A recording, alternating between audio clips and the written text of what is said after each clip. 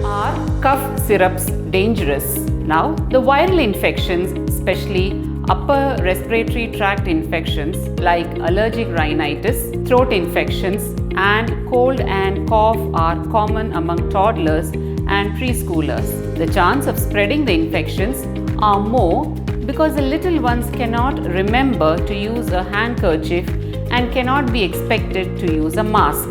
Their hands run all over their face and the faces of their friends. They are in close contact with other infected children in daycares and preschools.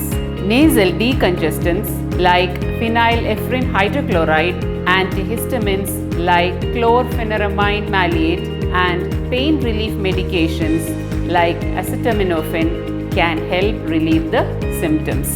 These come alone or in combinations and is available without prescriptions.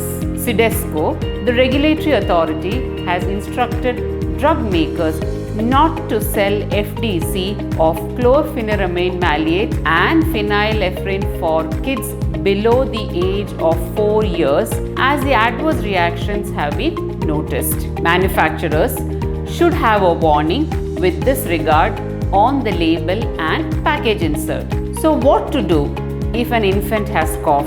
Always take the sick child to a qualified doctor who will prescribe the right drug. Do not self-medicate. It is better to be safe than sorry.